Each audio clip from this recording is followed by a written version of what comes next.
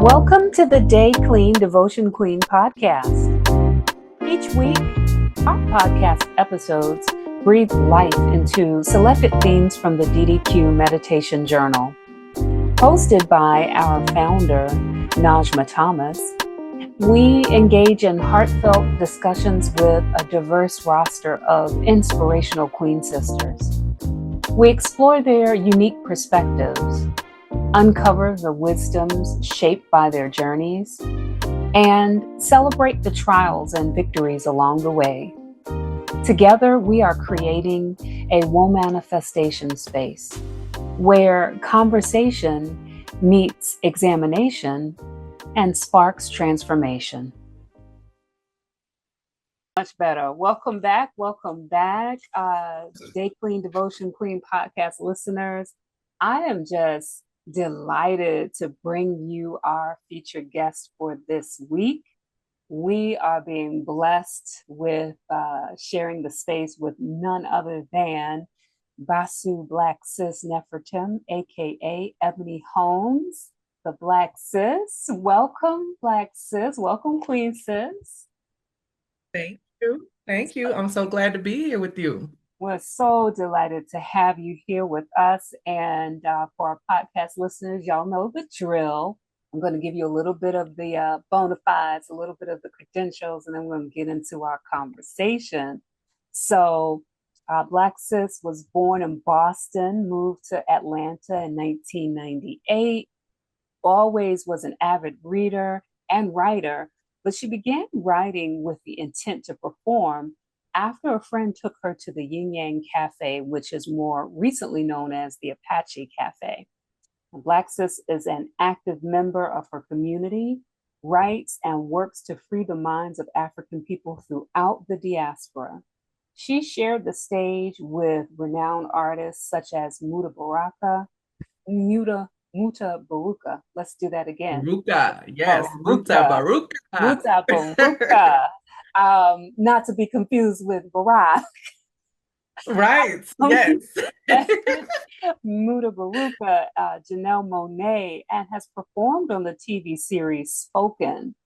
BlackSiS has a powerful voice that penetrates souls and minds with Black love and Black power.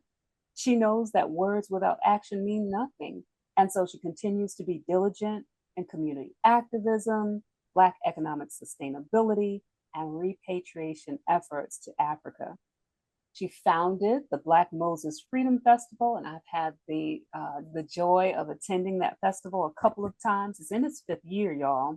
This festival celebrates our beloved Shiro, our Moses, Harriet Tubman, here in our hometown, South Carolina, and uses that wonderful history to promote health, wellness, and sustainability in the Lowcountry.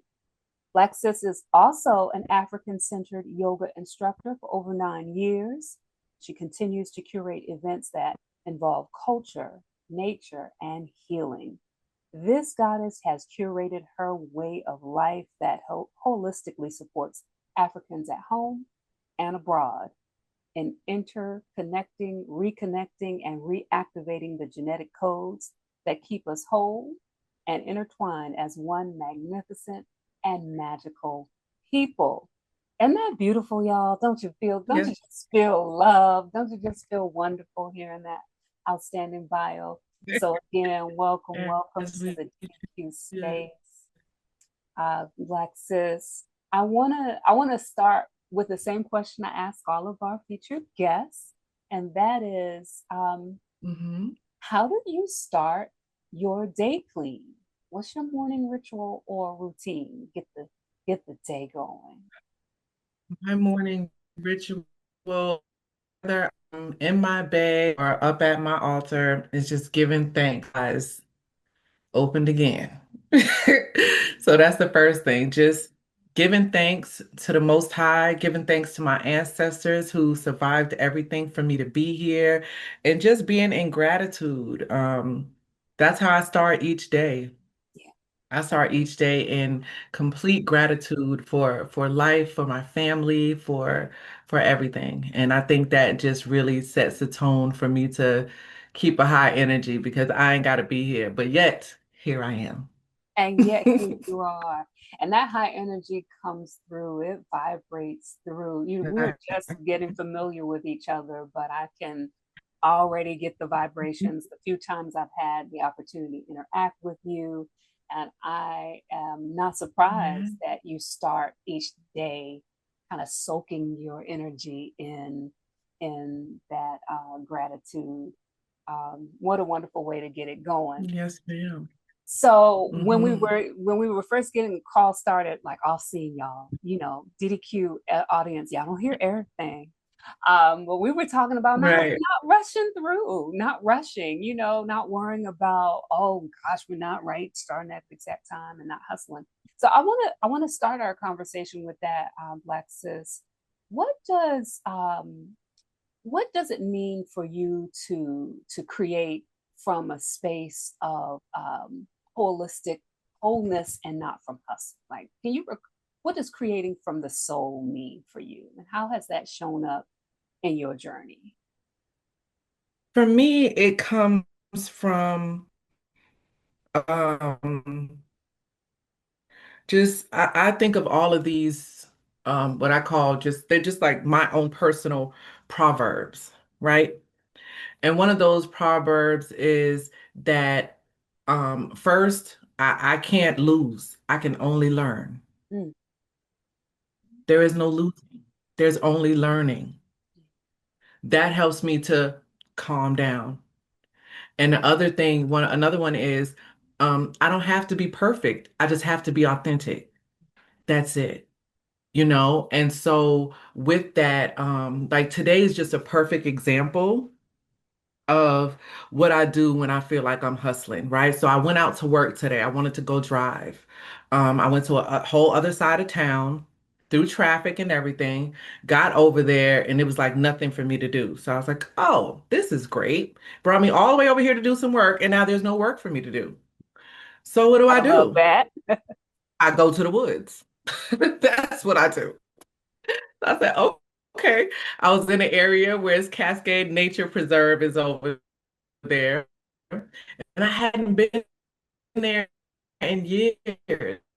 And when I tell you, Spirit took me to this little gully that was across the stream, and I just stepped across the stones, and it was just me and the sound of the creek, and I just sat there.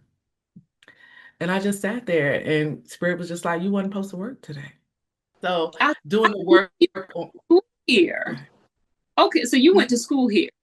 Yeah, yeah, yeah, yeah, I yeah. did because my family was constantly moving from Boston to Beaufort. Oh, My mom and dad wanted to make a life in Beaufort so bad, it just never worked. So we always had to end up going back, because it was just like, okay, this is too much. We're gone. But yeah, they wanted to, and we tried several times. Yeah, we tried several times. My family moved from Boston to Beaufort, and even when we weren't moving, we were always coming every year. Every year of my life, I believe we've always come to Beaufort, South Carolina. So that's always been this magical place. And then when I went to Sapelo Island, I was like, oh, this is just like Beaufort, but it's off the coast of Georgia. How interesting is that? And then learning their stories, like, oh, this something going on here because these are the same people. And so when I went right. to Sapelo, we went with the linguistics department of Georgia State, and that's when they actually made the declaration that the Gullah Geechee language is a language and not broken English. And that was like for Boom. me, Mind blowing. because when I went to Boston with this Beaufort tongue, oh Right. baby. I was Yeah. teased so Of bad that I course. couldn't wait to get rid of it. I could not wait to get it out of my mouth Same, because I felt so much shame. same. That you want them And saltwater Geechee, you sound like you ain't got no. Yes. what's a street? What's a street? There ain't no K in street. Like, boy, shut up. But but yeah, yeah. So So um it was the Kemetic, not the Kemetic. You tell me again how you're describing the yeah, yoga. it is Kemetic or Egyptian yoga. Connect. African-centered yoga that I took a certification here in Atlanta that brought me back to Sapelo Island because I didn't know how to go back. You know what I Yeah. mean? Like, well, what do Yeah. I do? But unfortunately, Cornelia Bailey had passed away. But what I did is I had connection with her family. So I made Yes. sure that every time we did these trips, we always stayed with family, whether Hmm. it was her son Maurice or her nephew JR, or but we made it sure that we stayed with the family so that the money would be going to them. So then I Absolutely. started finding out about the gentrification that was happening on the island. So then it became more than just a retreat, but an activist moment, an activism moment that we're doing this on purpose, make sure that we're giving the money to them, make sure that we're doing the tours with them, supporting the store, doing everything that we could as far as that way to just support the descendants in Sapelo Island to keep it, keep to so that they can keep their beautiful land. And Absolutely. and so that's how it started. Like I said, it started doing that, and then I was doing different things here, like in Macon at Okmulgee Mounds and at Amicalola Falls up in Ellijay and all these different places. And then um all of it brought me back home because one night I was having insomnia and I couldn't sleep and I saw the movie Harriet. I did not want to see that movie. I didn't want to see another slavery movie. Okay. But insomnia make you do some strange things. So I said, let me just put it on. Girl, loved the movie. Loved When I it, said huh? I cannot believe that I did this to this film. I was listening to all the back of, oh, she's not American and da da da da da. And just like, All I don't want to hear about nothing else anyway. But I yeah. saw that in the last scene when it had that paragraph and everybody's running to the boat and it said Beaufort, I said, what And now Beaufort? the I know rich good well, I know you're not talking about my Beaufort because I would know this was and my she said, Beaufort. "Where's part two? And what Beaufort? How?" And then it stops, and you're like, "What? What? Wait, wait, Girl, I was wait, I was like that. I was just like that, like, wait a minute, wait, wait, wait. So then did not sleep that night because now I'm online and I'm like, what? So you mean yeah." to tell me that I've been to an oyster festival, I've been to a water festival, and I've never been to a Harriet Tubman festival? Are And you Beaufort, kidding me? So that's when God was like, well, shit, well, who is they? I said, why didn't they? And God said, well, who is they? because that's You us. must be they. You must be they that's gonna do it because ain't no they. Why they didn't do it? That's your people. That's your home of your forefathers and mothers too. Like you're gonna have to do it. And I was like, well, I don't what? But I just listened. And I was so fired up about it, and it was a lot of anger, right? It was definitely birthed in fire. It birthed through fire because I was upset that I Yeah, did not know this, that we weren't parading down the streets celebrating Harriet Tubman in Beaufort, South Carolina. And so I right. found so much of rest in peace, Reverend Hodges' work. Yeah, God bless him. And, and yes, for sure. And because he's the one that excavated this for us, you Mhm. know? And so I was finding a lot of his work and different things. I saw that he was raising money for a monument and all this stuff like that. And I was like, it's the time. It's Yeah, the time. And so I started creating a logo and I took the continent of Africa and put the symbol for South Carolina inside of that. And I was like, okay, yep, that's it. Because Harriet Tubman was her name, Araminta was a Ghanaian name. And it's just, that's the reason we're Gullah Geechee is because of our connection with Africa and the indigenous. And that's right. my opinion, right? The Africa and indigenous. We can't just separate that. So, so yeah, I just started thinking, I thought of the logo first Yeah. and I just started working on what do I want this to be? And so at the time we were going through COVID and Yes. I had lost I hadn't experienced death. I hadn't experienced death. Um, I was 30 something years. Well, no, I was in my 40s, but I had been 35 years since I'd lost anyone close to me. And during COVID, Mhm. I lost seven. I lost My good. people. I lost three of my closest aunties, my mentor. I lost uncles. We lost friends and family in Boston, people that pretty much raised me. And so and it was from preventable diseases, though, Hmm. right? They had the contraindications of pre-existing The diseases morbidity. that could have been prevented. So Yeah. that's what made me say, okay, so I want to take this history and use it as a platform to promote health and wellness because those are people that passed away. But I knew many, many more family members that were sick with diabetes, high blood pressure, lost a leg, lost a foot. You know, it just, and so I realized that the epidemic. And so there was this report that I read called Together for Beaufort 2020, 2020. And it talked about all the different things. You know, it tells you your statistics, demographics, it tells you the Yeah. things that's needed as far as health outcomes and things like that to improve those things. So really, I took my festival and I shaped it around what was needed to improve the quality of life of the people, the reduction of food deserts, the getting outside and moving your body around, the the education for economic empowerment and opportunity.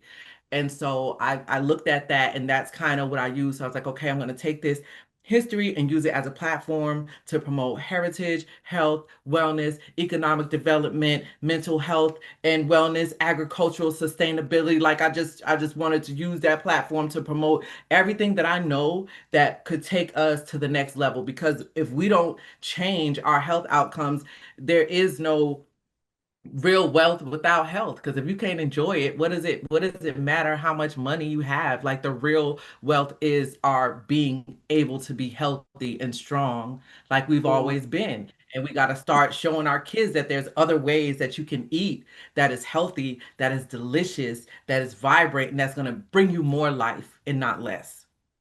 So tell me, like, so this is an interesting part of about creating, right? And birthing a vision from conceptualization stage to, incubation and then bringing it to fruition and seeing it happen. And along the Mhm. way, you're saying I started the logo and did this. There's a lot that goes on in between that. And you just listed out a whole lot of things that, you wanted to have your creation sort of try to address. How do you, like, looking back over the last couple of years and looking at your creative process, how do you kind of let me ask this question, you have to put guardrails around your creative vision so that something can come to pass, or do you lean on partnerships? Like, how do you bring it from this idea you have in your mind to this festival that's happening in front of us? Partnerships. Hmm. Partnerships were key to me because I just had an idea. You know, I didn't have the money, I didn't have a space, I didn't have nothing but a vision. And I just started sharing that vision with different people. And then I was at our family reunion. I remember that year we did our family reunion, fell right on Juneteenth.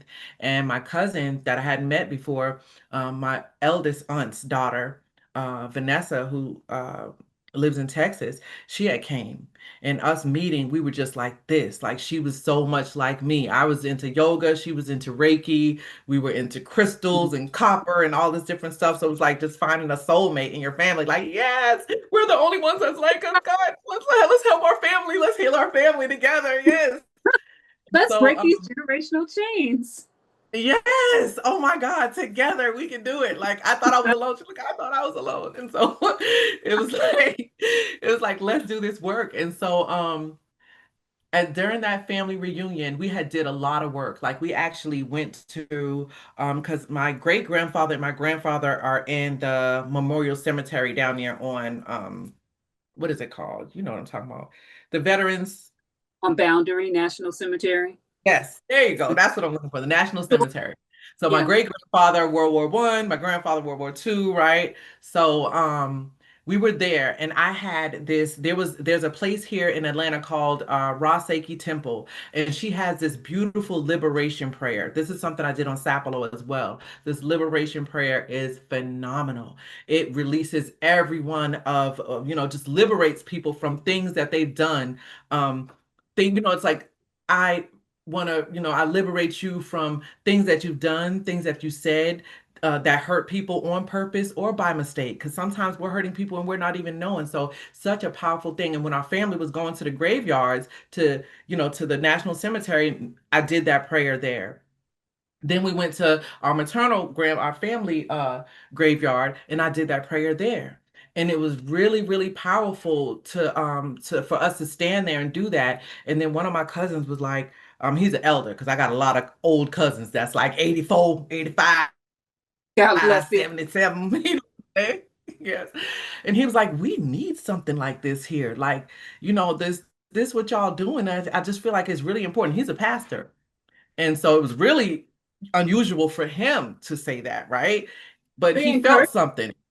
That is Mhm. encouraging to have a pastor being open to that kind Yes. of practice. Exactly. And so it was really, he was like, you need to do something here. And I was like, okay, well, let me think about it. And I said, oh, I've been working on this thing. I got this logo. I got this idea about this festival that I would love to do, and we're gonna, do libations and talk about the ancestors and all this different stuff. And he was like, well, yeah, that sounds good. So from him encouraging me to do that, I created a proposal, right?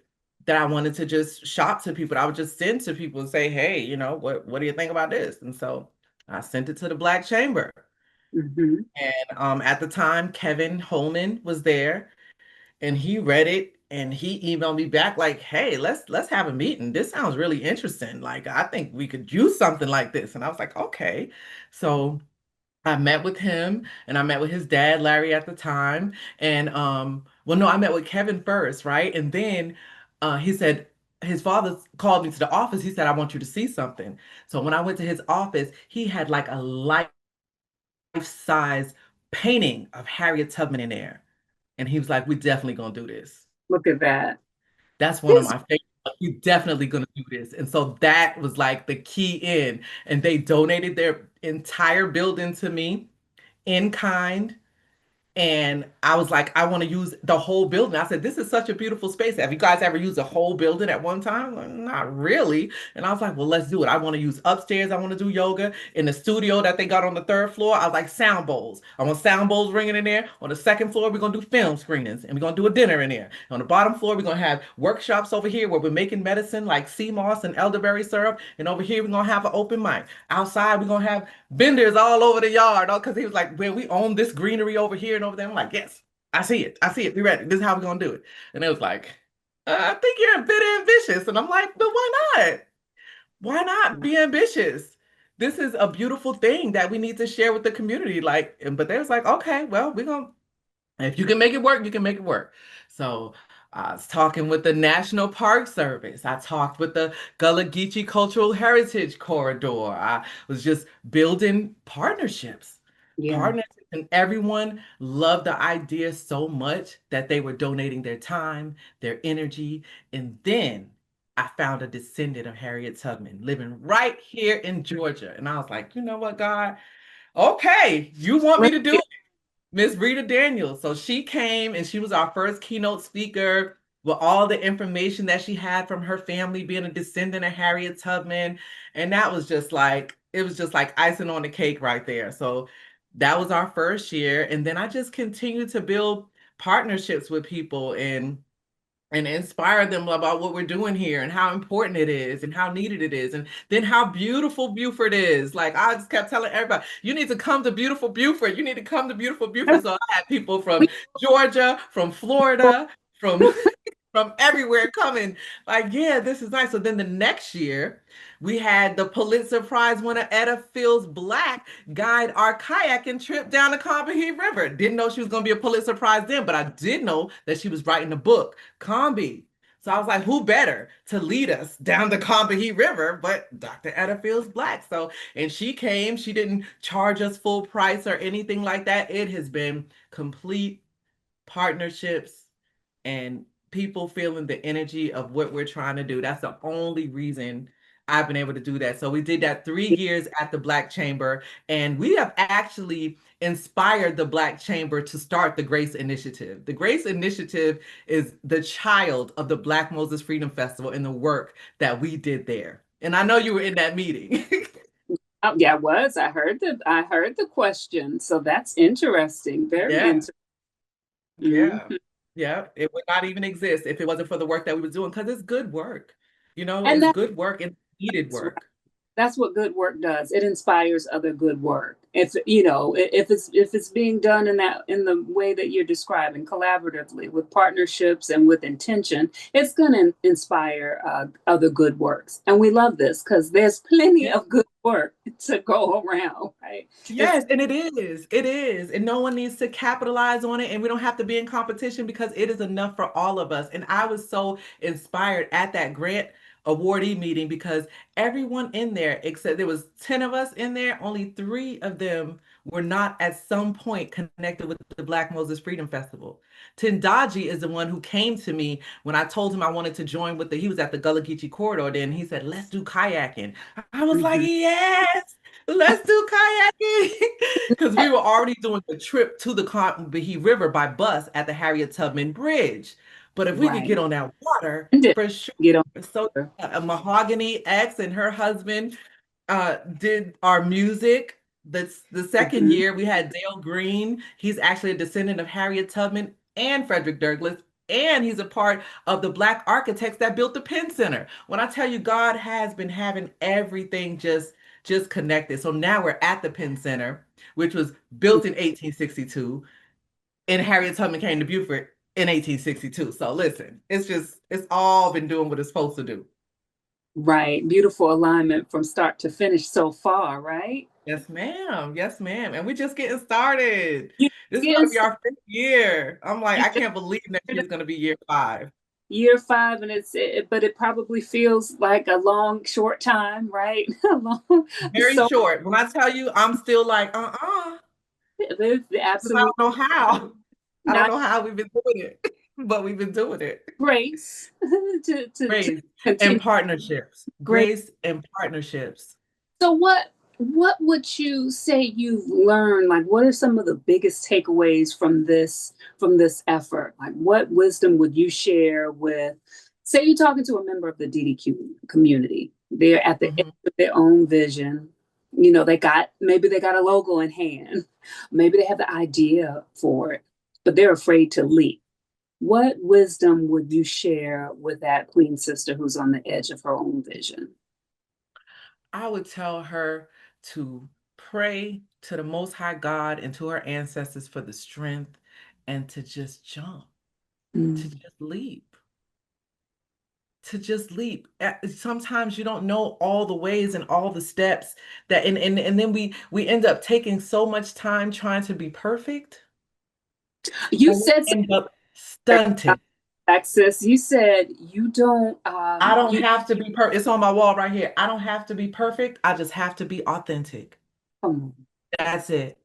And I think that's what people have been feeling from me, and that's why they've been partnering with me because they feel an authenticity. Like I'm not putting on any airs. I am who I am. I'm not perfect. I'm learning. I don't have funding like that. I ain't got the money, baby. I ain't got it. I ain't got it. but you have everything you need to create everything you want. I got everything that I need, and everything is not about money. Some people can have the money, but without the essence and the energy, it doesn't mean anything. We the real currency. We're the real Absolutely. currency. Like we have to really understand that the currency is not the dollars and coins, baby. The currency, yes, Yeah, we're it. We've always been it. we're the Um real currency. and the sooner we adopt that wholeheartedly collectively, I think the better Oh off we'll man. be. Oh, Um, we're gonna have a good time. We're gonna have a we real make good time. We have a just kicking good time, honey. yeah, Like we was over there for the Busky Island. When I tell you we had a good time out there, ooh, that's we beautiful. did. So Yeah, you we're the real currency. Yeah, yeah, absolutely, y'all. I mean, listeners chime in on that note. We're it. One of our listeners likes to say, so and so has money's mama. She doesn't have money. She got money's mama. Well, Mm, we're money's mama. We don't right. have to worry about what we don't have because we make it.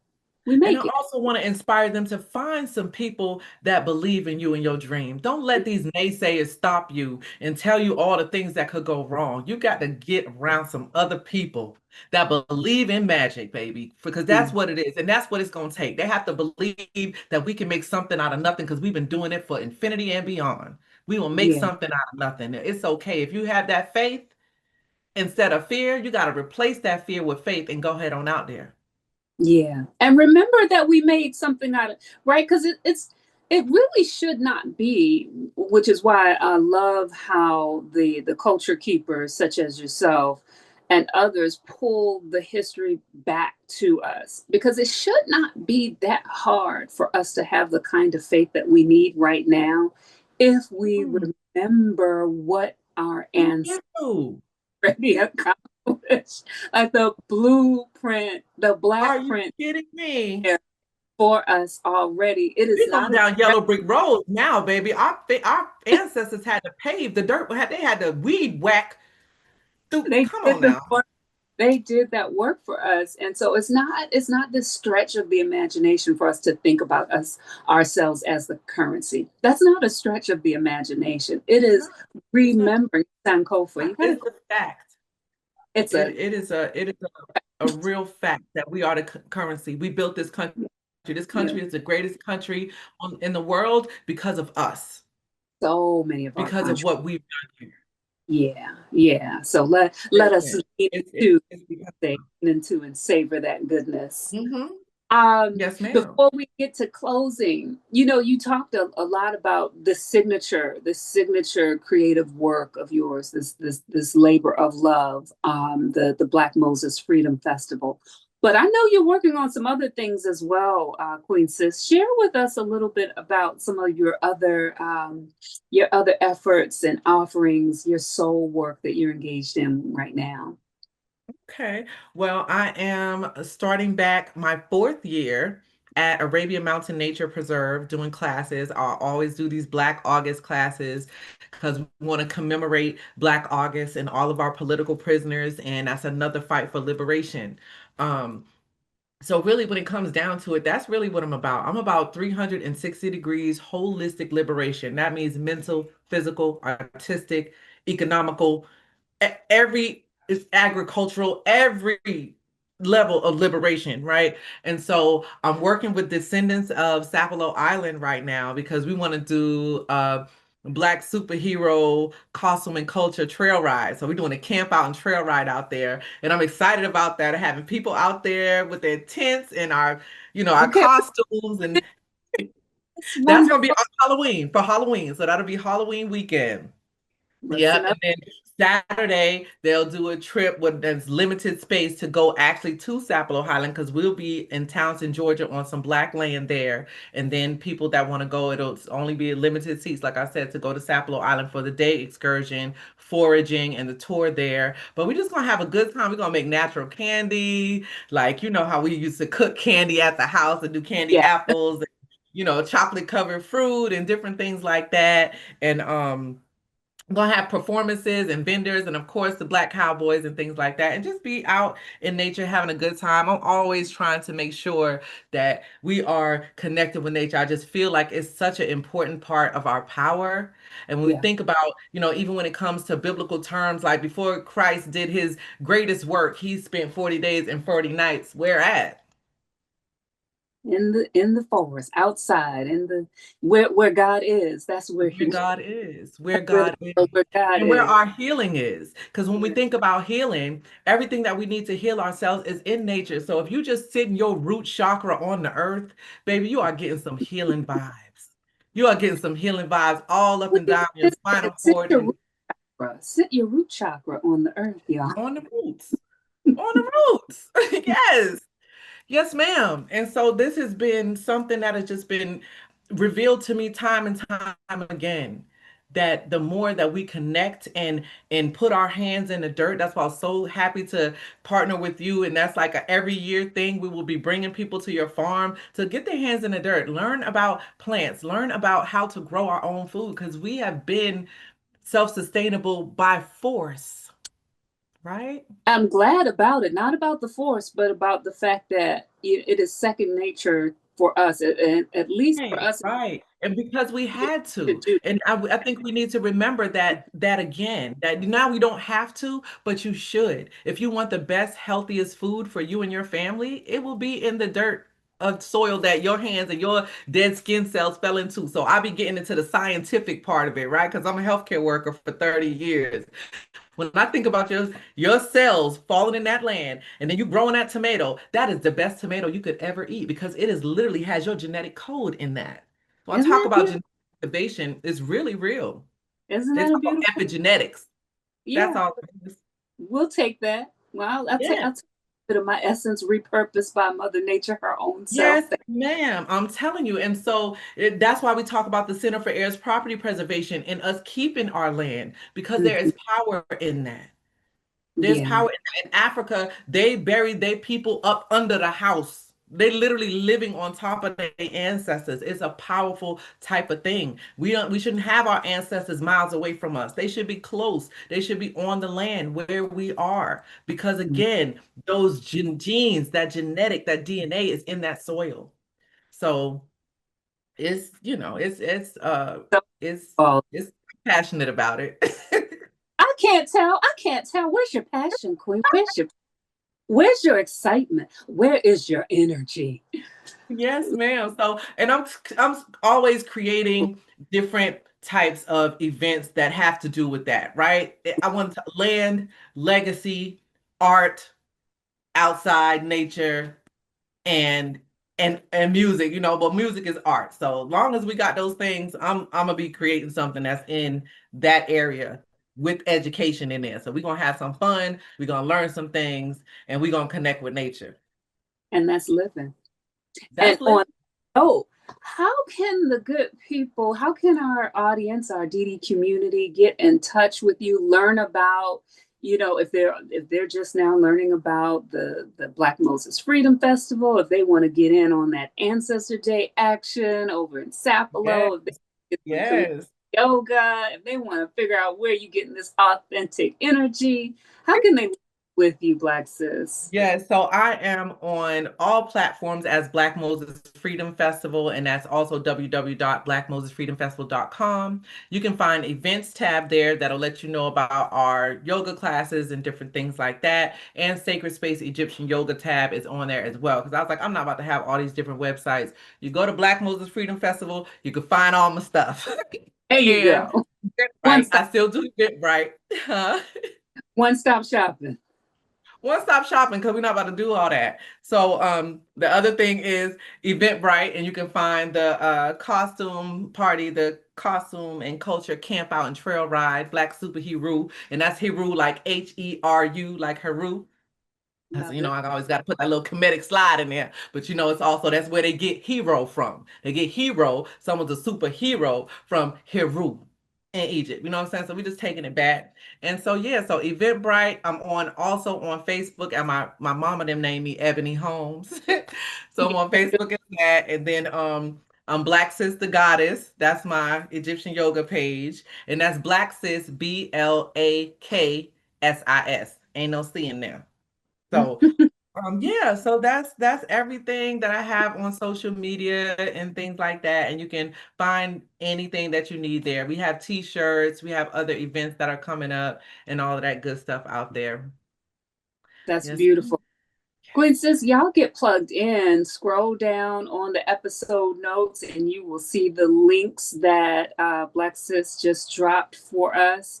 And I encourage you to get engaged. I know that you heard something on this episode that spoke to your spirit, that stirred your soul. Don't keep it to yourself, Gwen Sis. Share. Sharing is caring. And I want to Yeah. say again to you, Black Sis, thank you so much for joining us, for bringing your energy and your enthusiasm to the DDQ podcast. We hope to have you back again in the future. And Yeah. we'll be seeing you Next again. time I'll do some poetry. Okay. We're going to hold you to it. We're going to hold you to it. Yes. We love Yes, it. ma'am. Yes, Live. ma'am. Live. Sam, come on. Okay, well, if for us for this episode, I want to encourage you all to have a fantastic remainder of your week. I hope that it is everything you need it to be. I hope you take some good energy with you wherever you are. And again, thanks so much for plugging in. Until next time, be well and take All right. care. Peace and blessings.